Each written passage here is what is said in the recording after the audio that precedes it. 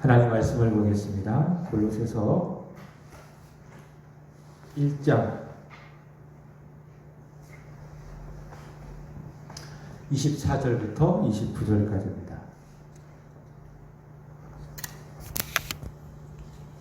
골로새서 1장 24절에서 29절까지입니다. 교독에서 읽도록 하겠습니다. 전에 약한 골로새서 1장 24절입니다. 나는 이제 너희를 위하여 받는 괴로움을 기뻐하고 그리스도의 남은 고난을 그의 몸된 교회를 위하여 내 육체에 채우더라.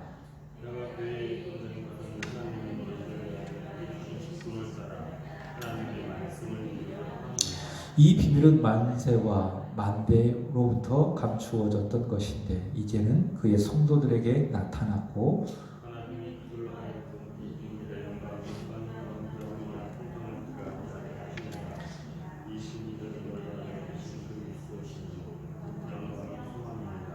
우리가 그를 전파하여 각 사람을 권하고 모든 지혜로 각 사람을 가르침은 각 사람을 그리스도 안에서 완전한 자로 세우려 함이니.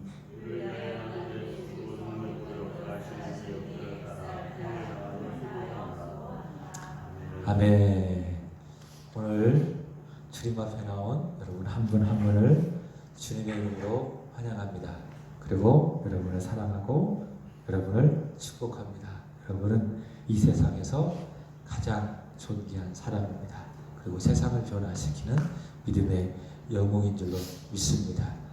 18세기에 영국의 스코틀랜드에 종교개혁자가 있습니다. 존 낙스라고 하는 분이 있는데 그분이 스코틀랜드의 종교개혁을 하면서 이런 말을 남겼습니다. 한번 따라서 해볼까요? 기도하는 한 사람이 기도 없는 한 민족보다 낫다.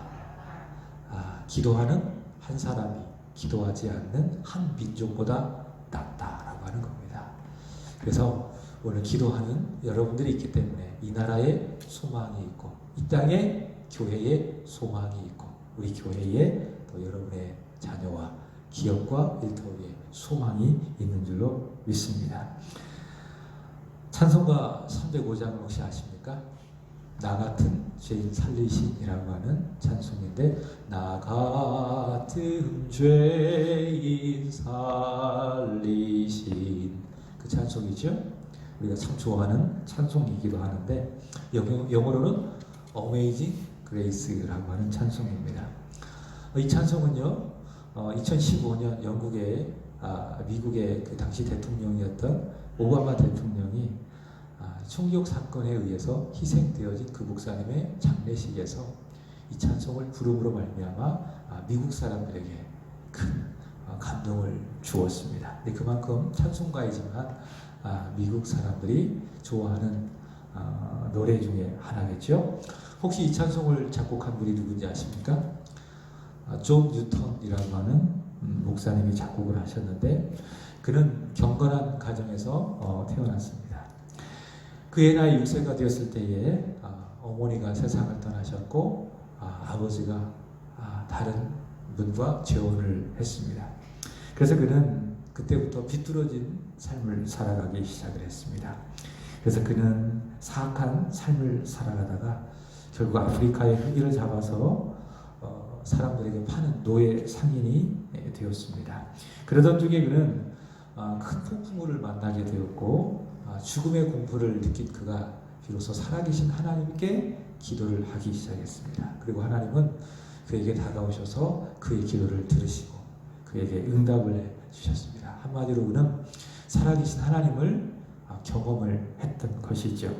이 사건을 통해서 그는 하나님은 정말 살아계시는구나. 그리고 내 인생을 지금까지 돌보셨구나 라는 것을 깨달았고 동시에 하나님은 나와 같은 어떤 죄인이라도 품어주시고 한없이 용서하시는 그 은혜로우신 하나님이다 라는 것을 그가 하나님을 만나고 비로소 깨달았습니다. 그리고 그 자리에서 자신의 지난날 지었던 죄를 회개하고 예수님을 영접하고 이후 그는 목회자가 되어서 평생 동안 자기가 만난 하나님 은혜 하나님의 사랑을 전하는 그런 사람이 되었습니다. 바로 그 하나님을 만난 감격 속에 작사했던 곡이 Amazing Grace, 나 같은 죄인 살리심이라고 하는 그 찬송인데, 그의 나이가 80이 되었을 때에 그의 건강이 점점 약해져서 복음을 전하기가 힘들어지자 주변 사람들이 이렇게 이야기를 했습니다. 목사님, 이제 몸이 많이 쇠약해지셨는데 그만 쉬시고 이제는 몸을 돌보세요. 그렇게 이야기를 합니다. 그러자 그 목사님이 이렇게 대답을 합니다. 아닙니다. 나는 설교하기를 멈출 수가 없습니다. 옛날 아프리카에서 하나님을 모독했던 인간이 이제 아직 입술을 움직일 수가 있는데 어떻게 그분의 은혜를 전하기를 내가 멈출 수가 있겠습니까? 그러니까 입술이 움직일 때까지 자신이 받았던 그 하나님의 은혜를 전하겠다라고 하는 말이죠. 그리고 그는 입버릇처럼 이런 말을 덧붙였습니다. 저는 다른 건 다 잊어버려도 내가 죄인이었다라고 하는 것. 그리고 그 죄인이었던 내가 예수의 피로 구원을 받았다라고 하는 것.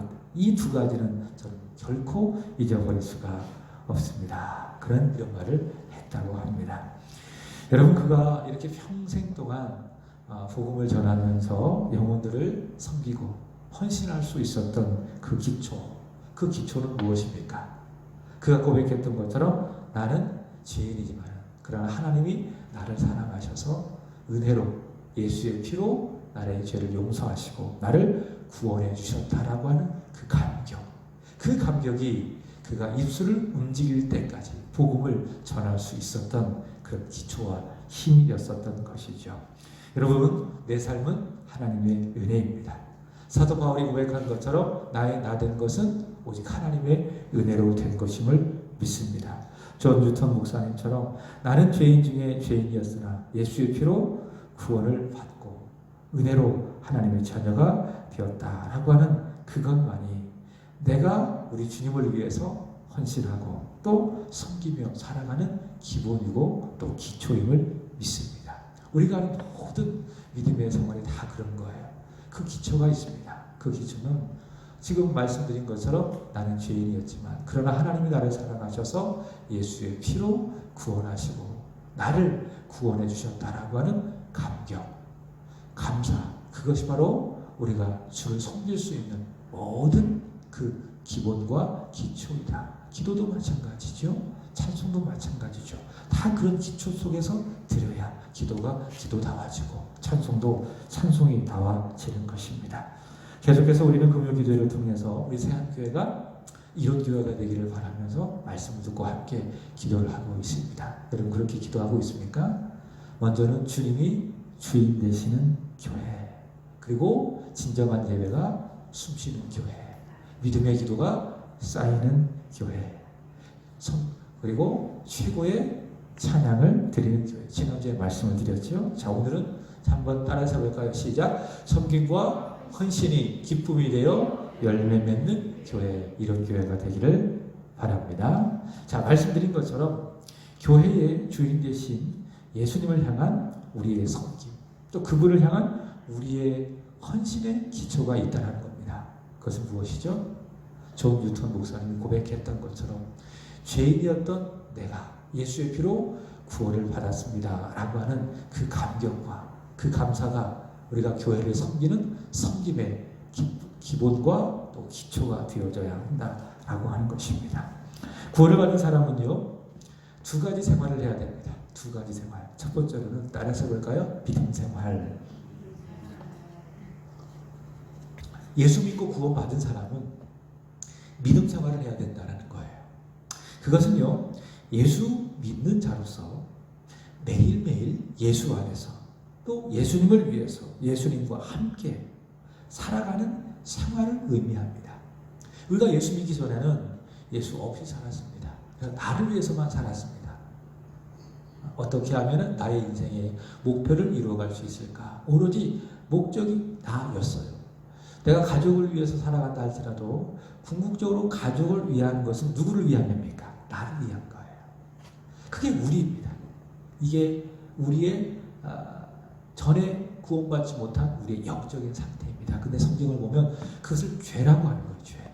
그러니까 예수 없이, 하나님 없이 오직 나를 위해서 살아가는 이 삶 자체를 성경은 말하기를 죄라고 하는 거예요. 그 죄 삭이 무엇입니까? 죽음. 그리고 죽은 후에 영원한 지옥으로 갈 수밖에 없는 것이죠. 그런 우리를 하나님이 사랑하셔서 예수의 피로 구원해 주셨어요. 그래서 이제 우리는 내 안에 내가 사는 것이 아니라 누가? 예수님이 사시는 겁니다. 이것을 받고 이야기한다면 우리 인생의 주인은 더 이상 내가 아니라 누구다? 예수입니다. 그래서 내가 예수를 위해서 살아가는 거예요. 예수 안에서, 예수와 함께, 예수님과 더불어 예수님을 통하여 살아가는 것입니다. 매일매일 삶 속에 월요일부터 그리고 주일까지 매일매일 우리가 그렇게 생활로서 우리 주님과 함께 살아가는 거예요. 그것을 구원받은 자의 믿음 생활이라고 이야기를 합니다. 첫 번째 믿음 생활. 두 번째로는 그 믿음 생활은요, 반드시 교회 생활로 연결이 되어야 합니다. 교회 생활로 연결이 되어야 합니다. 이것은 동전의 양면과도 같습니다. 구원받은 사람, 구원받아서 믿음 생활을 하는 사람은 자연스럽게 교회 생활을 하게 되어 있고, 그래서 교회 생활을 잘 하는 사람이 월요일부터 주일까지 믿음 생활을 잘 하는 사람이라고 하는 것이죠. 우리가 예수 믿잖아요. 우리가 예수 믿고 구원받잖아요. 하나님의 자녀가 되잖아요. 그럼 자연스럽게, 아니 당연하게 교회로 우리의 지체가 들어가게 되는 것입니다. 이게 자연스러운 겁니다. 그래서 종교개혁자 칼빈은 말하기를 예수 믿어 구원받은 사람에게 있어서 교회는 뭐냐? 어머니와도 같다. 어머니와도 같다. 이제 아이가 막 태어나면 그때로부터 어머니의 양육을 받아야 살아야 하는 것처럼 우리가 구원받았을 때 똑같다라고 하는 것이죠. 내가 예수 믿고 구원받고 거듭났다면 그때부터 교회라고 하는 품 안에서 살아가야 되는 것이다. 그래서 우리의 믿음 생활은 무엇으로 연결되어야 하는 것인가 하면 교회 생활로 연결이 되어야 하는 것입니다. 믿음 생활을 잘 하는 사람, 그 사람은 어떤 사람? 교회 생활을 잘 하는 사람. 동시에 교회 생활을 잘 하는 사람, 믿음 생활을 잘 하는 사람. 그러면 교회 생활이라고 하는 것은 무엇인가? 주님과 교회를 향한 섬김, 헌신, 그것이 무엇입니까? 교회 생활이라고 하는 거예요. 주님께서 내게 허락하신 교회를 위해서 내 시간도 드리는 거예요. 이 시간도 드리는 것 아니겠습니까? 이게 뭐예요? 내 교회 생활이에요. 그리고 때로는 물질도 드리고 때로는 몸도 드리고 교회를 향하여 드리는 모든 생활, 그것이 무엇이라고요? 교회 생활이다라는 겁니다. 구체적으로 예를 든다면 우리가 교회가 지금 전도하고 있지 않겠습니까? 목요일과 또 토요일에 우리 시간이 되면 전도를 합니다. 그 전도하는 일에 내가 동참을 하고 있습니다. 그게 뭐예요? 교회 생활을 하고 있는 거예요. 토요일이면 와서 청소도 하고 또 주일날 먹을 식사 준비도 하고, 그게 뭡니까? 교회 생활이라는 것이죠. 주일날 아침 일찍부터 교회 와가지고 청소도 하고 또 정리도 하고 또 식사 준비도 하고, 찬양단이라면 또 찬양도 드리고 또 교사라고 하면은 영혼들도 잘 섬기고, 그것이 무엇입니까? 교회 생활입니다. 교회를 향한 헌신과 섬김 다 교회 생활이다 라고 하는 겁니다. 근데요, 이런 믿음 생활 그리고 교회 생활의 기초가 무엇인가? 기초가 무엇인가? 말씀드렸죠? 죄인인 내가 예수의 피로 구원을 받았다라고 하는 감사, 그 감격, 그것이 바로 우리 믿음 생활, 교회 생활의 기초이다라고 하는 것입니다. 근데요, 그 기초가 없다면, 그 기초가 있어도 아주 부실하면 두 가지 현상이 나타납니다. 첫 번째로는 쉽게 지친다는 거죠. 쉽게 지친다는 거죠. 그래서 처음엔 열심히 하는 거예요. 그죠? 그래서 즐거워요, 나름대로. 근데 기초가 없거나 부실하면 처음에는 열심히 하지만은 시간이 지남에 따라서 그게 열심히 이제 습관이 되는 거예요. 그 습관이 형식이 되는 거예요. 그리고 그러다가 점점 매너리즘에 빠지게 되고 나중에는 어떻게 됩니까? 피곤하게 되고 지치게 되고. 그러면서 이 섬김과 헌신은 믿음이 아니라 그 다음엔 일이 되는 거예요. 그러니까 지치니까는 하긴 해야 되니까 그게 뭐가 되는 거죠? 또 믿음의 증거가 아니라 주님을 사랑하는 그 사랑의 증거가 아니라 일이 되는 거예요. 일이.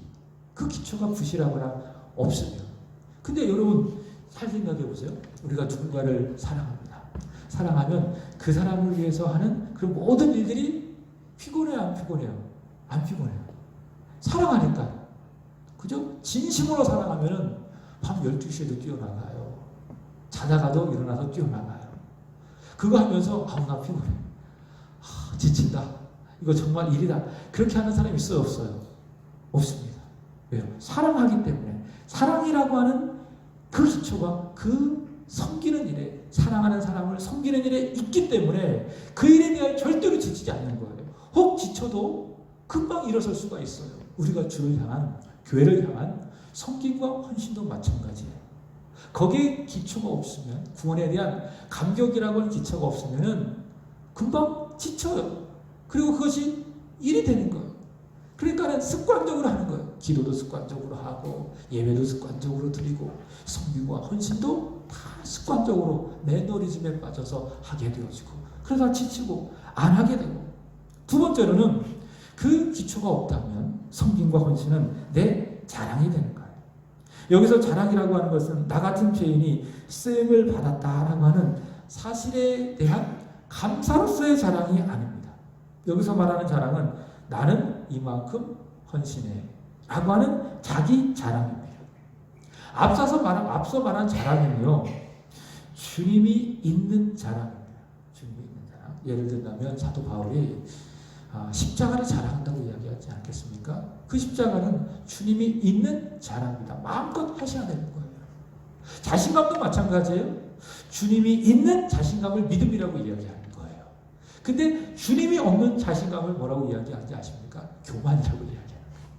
자랑도 마찬가지예요. 주님이 있는 자랑은 믿음의 증거입니다. 그러니까 마음껏 주님을 자랑하는 거예요.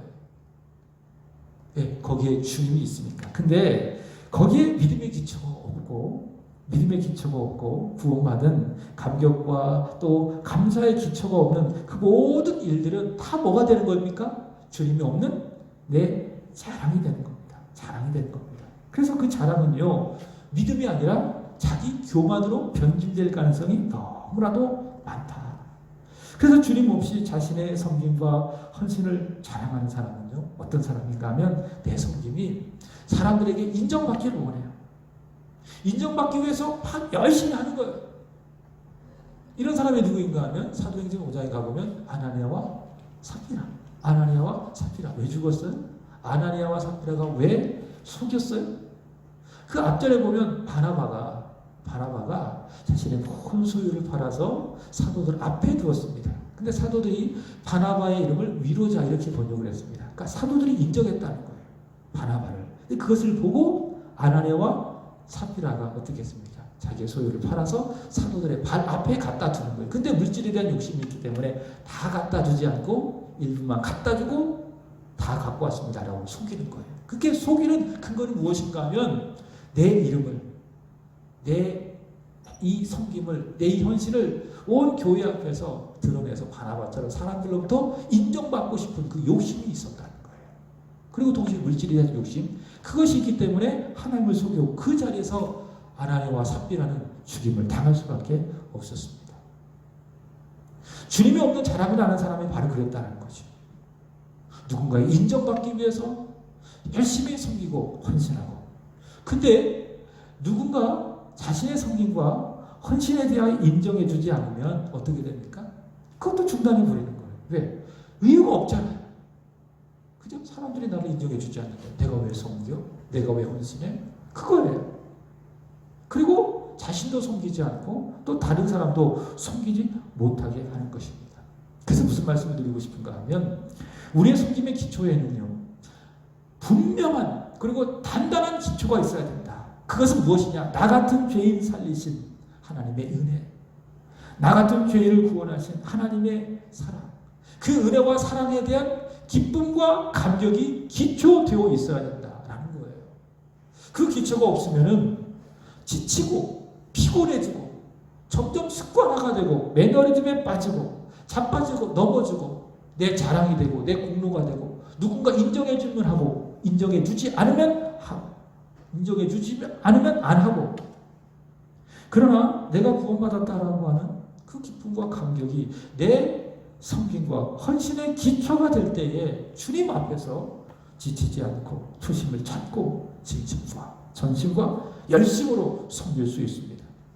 그리고 지칠 수 있지만 다시 일어날 수 있죠. 회복할 수 있죠.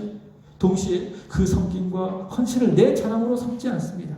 사도 바울처럼 오직 나의 나 된 것은 하나님의 은혜입니다. 인정하고 고백을 하게 되는 것입니다.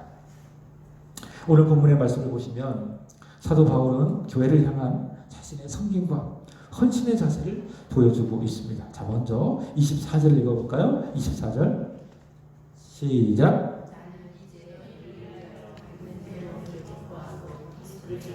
고난을 그의 몸된 교회를 위하여 내 육체에 채우느라. 자, 이렇게 이야기합니다.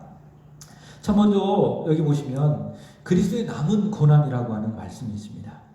이것은 예수님께서 받지 못한 고난이 남아있다, 그런 말이 아닙니다. 왜냐하면 예수님께서 우리를 위해서 받으신 그 고난, 주일에도 말씀을 드렸지만 그 고난과 그 십자가의 죽음은 완벽합니다. 우리의 힘, 우리의 공로를 더하거나 또 보탤 게 있어요, 없어요? 없습니다. 그 자체로 완벽한 겁니다. 그러므로 여기서 바울이 말하는 그리스도의 남은 고난은 예수님이 받으신 고난이 부족하니 그 부족한 것을 내가 채워야 된다라고 하는 의미에서의 남은 고난이 아니라 어떤 의미인가 하면 자신이 교회를 섬기고 헌신할 것을 그리스도의 남은 고난이라고 이야기한 것이죠. 교회를 향한 바울의 열심, 교회를 향한 섬김, 헌신, 그것이 무엇이라고요? 바울이 말하는 그리스도의 남은 고난. 그래서 그는 말하기를 그리스도의 남은 고난을 그의 몸된 교회를 위하여 내 육체에 채우노라, 그렇게 이야기를 합니다. 그렇습니다. 우리 모두 사도 바울처럼 그리스도의 남은 고난을 우리의 육체에 채워야 합니다. 이것을 바꿔 이야기한다면 나의 십자가를 져야 합니다. 우리는 평생을 나의 십자가를 지고 주님을 따르고 교회를 섬겨야 합니다. 로마서 12장 1절의 말씀처럼 내 몸을 하나님이 기뻐하시는 거룩한 산제물로 드리는 삶을 살아야 합니다.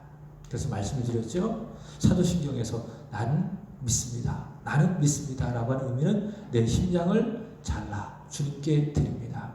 그 믿음은 뭐예요? 드리는 거예요.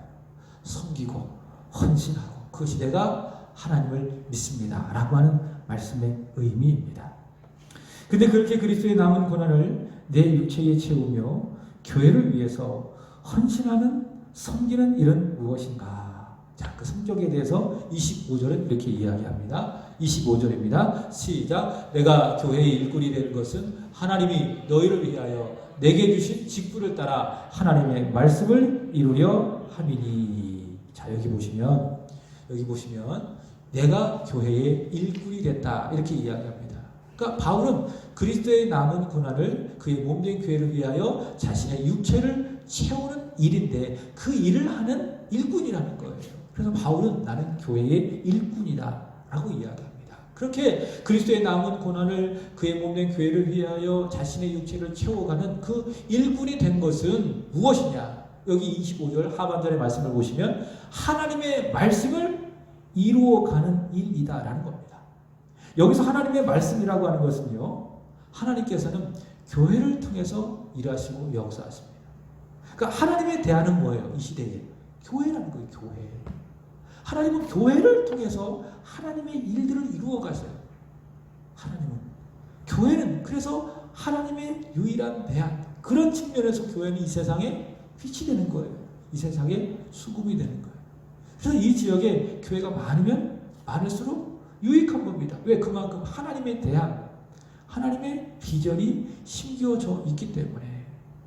그래서 교회가 많으면 많을수록 좋아요. 물론 각 교회마다 목회자들이 깨어 있어서 좋은 교회, 주님이 기뻐하시는, 주님이 원하시는 바로 그런 교회를 만들어 가야 되겠죠. 자, 어쨌든 교회는 주님의 방법이다, 주님의 대안이다. 주님께서는 바로 교회를 통해서 하나님의 일을 하기를 원하신다. 교회를 통한 하나님의 계획, 그것이 무엇인가 하면 하나님의 말씀이라는 거예요. 바로 그 계획을 이루어가는 그 일에 자신이 일꾼이 되어 교회를 섬기고 교회를 위해서 나는 헌신한다 그 말입니다. 그래서 내가 열심히 교회를 섬길 때에, 교회를 위해서 헌신할 때에 그것은 하나님의 계획을 이루어가는 것이다 라고 하는 것이에요. 우리는 이것을 알아야 되는 거예요. 교회 안에 이루어지는 작은 일이든지 간에 큰 일이든지 간에 분명히 기억하세요. 이것은 하나님의 말씀을 이루는 일이로구나. 이런 믿음을 갖고 하셔야 돼요. 내가 새벽에 와서 기도하는 것도 마찬가지예요. 이것은 내 하나님 앞에서 개인적인 믿음이지만, 그러나 교회적으로 이것을 보면 하나님의 말씀, 교회를 통해서 하나님께서 역사하시고자 하는 하나님의 계획을 이루어가는 일이 내가 이 새벽에 와서 하나님께 기도하는 일이라는 거예요. 오늘 금요일도 기도도 마찬가지예요. 기도하기에 모였지만 이 일은 무엇입니까? 교회를 통해서 이루시고자 하는 하나님의 계획을 이루어가는 일이다라는 마음을 갖고 여러분이 이 자리를 지켜가야 돼요.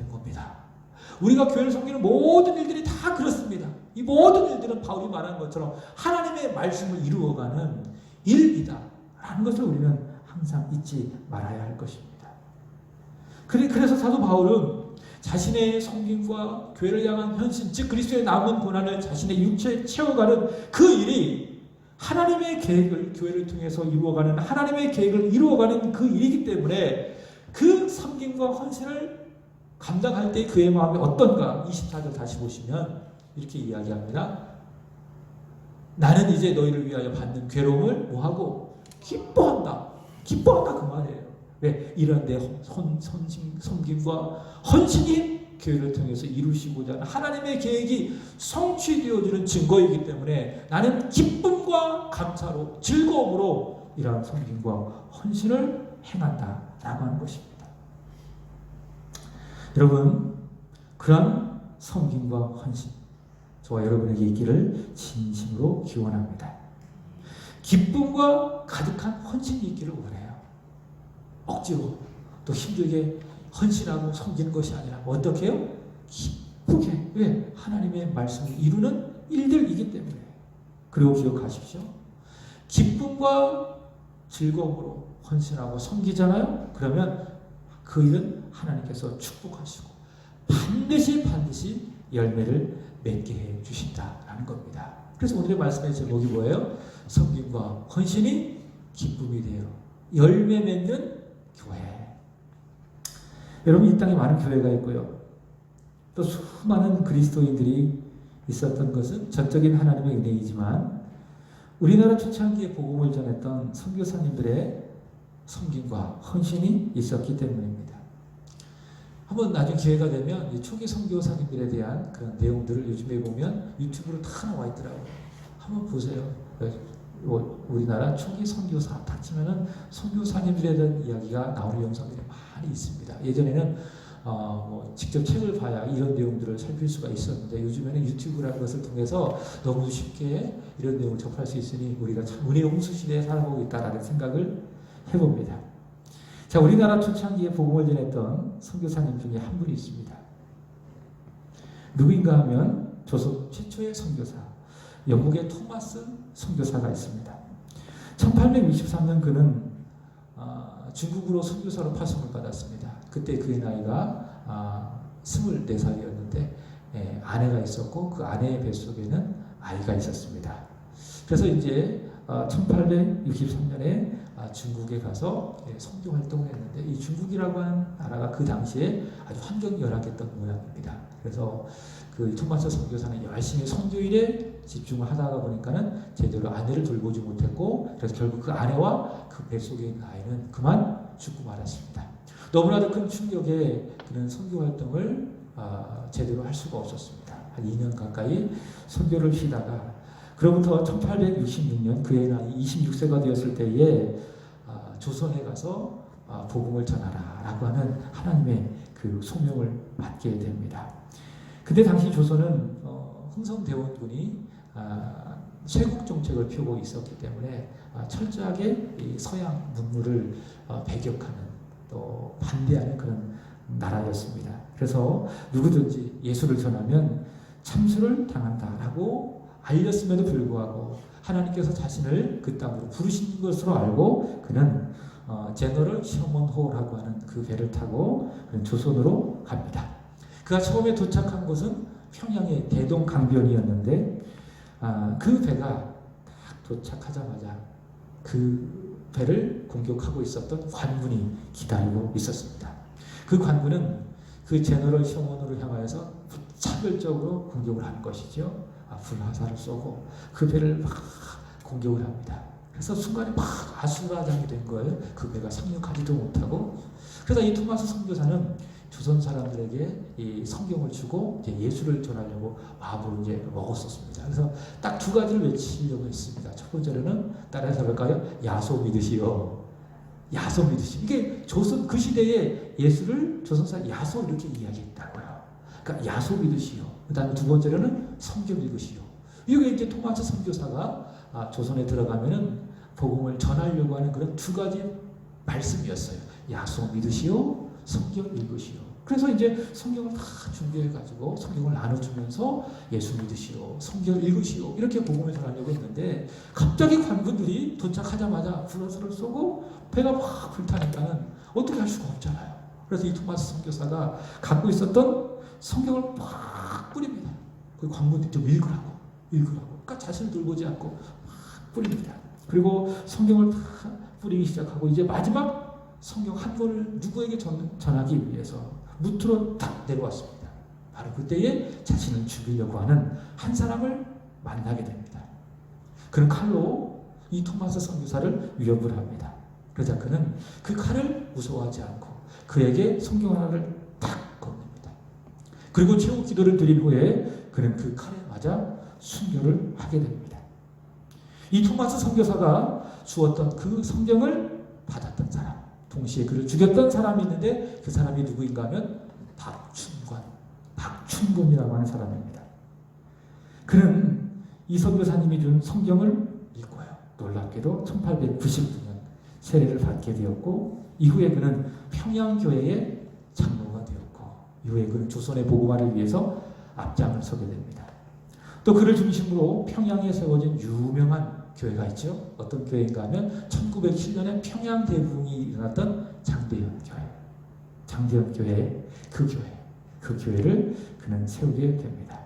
이 박춘곤은요, 토마스 선교사를 죽였는데 자신이 성경을 받았을 때 그 일을 이렇게 고백을 합니다.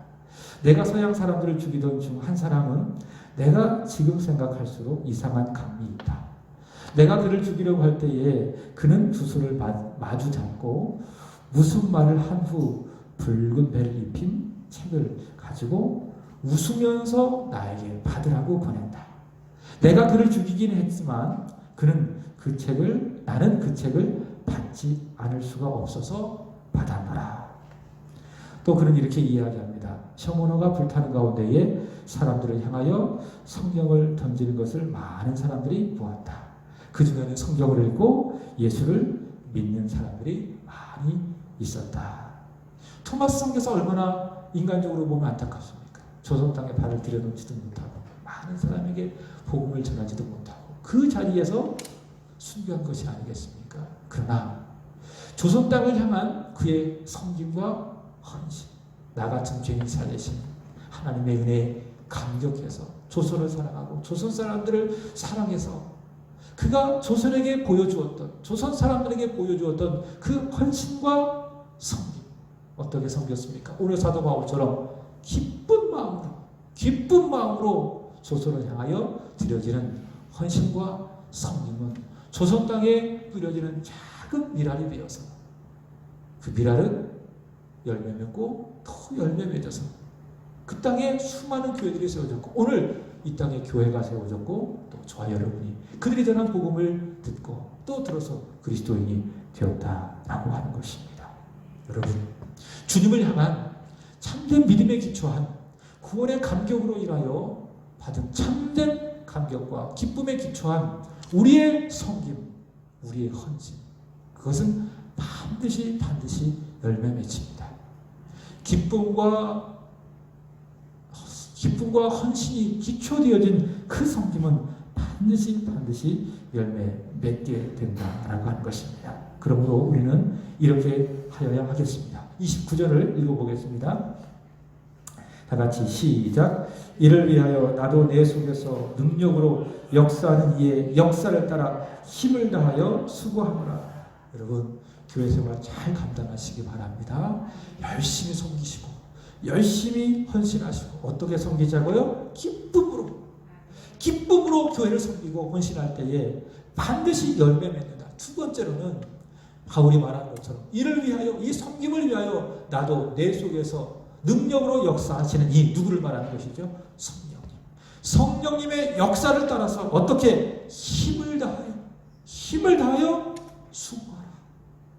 힘을 다하여 섬기고 헌신하라.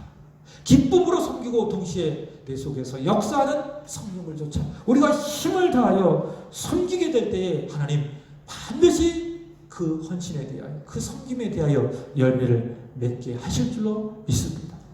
하나님은 영광을 받아주시고 하나님의 나라는 확장되어지고 교회는 부흥하고 우리에게는 장차 큰 상급이 있을 줄로 믿습니다. 여러분, 지금까지 교회를 섬겨오면서 사실 많은 섬김과 헌신이 있어 왔습니다. 그죠? 시간도 드렸어요. 물질도 드렸어요. 또 몸도 드렸습니다. 정말 한 사람 한 사람 기억할 때에 참 마음이 짠해지는 겁니다. 사람은 기억하지 못한다 할지라도 여러분이 여기까지 교회를 섬겨오면서 뿌렸던 눈물, 헌신, 섬김 하나님은 다 기억하십니다. 그리고 그 섬김과 헌신에는 반드시 열매를 맺게 해 주실 줄로 믿습니다. 뿌리면 거두는 거예요. 그게 하나님의 원리예요. 우리가 교회를 섬기며 헌신하고 섬겼던 그 모든 씨앗들 반드시 열매를 맺게 된다는 것이에요. 앞으로도 마찬가지. 우리는 교회를 열심히 섬겨야 돼요. 교회 생활을 잘 감당해야 돼요. 그게 우리가 감당해야 될 우리의 십자가예요.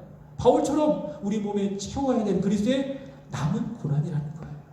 그것을 어떻게 채우자고요? 기쁘게. 그리고 오늘 바울처럼 내 속에서 역사하시는 성령을 따라 힘을 다하여 수고하며 우리가 섬김과 헌신을 통해서 씨앗을 뿌린다면 우리 하나님께서는 반드시 그 섬김과 헌신의 열매를 맺게 해 주실 줄로 믿습니다.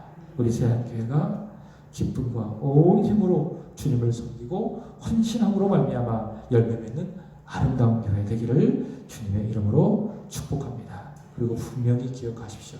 여러분의 모든 섬김, 모든 헌신 천국에서 해와 같이 빛납니다. 주님 잊지 아니하십니다. 천국에서 반짝반짝 빛납니다. 믿으십시오. 그 누가 알아주지 않는다 할지라도 주님은 아십니다. 그리고 그것으로 인해서 주님은 기뻐하시고 천국에서 해와 같이 빛난다라고 하는 그 사실을 믿으시고 기쁨으로 온 힘을 다하여 그 모든 헌신을 섬김을 감당하는 저와 여러분이 되기를 바랍니다. 자, 그런 의미에서 우리 함께 찬송 하나 불러볼까요? 찬양, 우리 당신의 그 섬김이라고 하는 찬양이 있는데 한번 불러보고 제가 기도하고 마치고 다 같이 함께 기도할게요.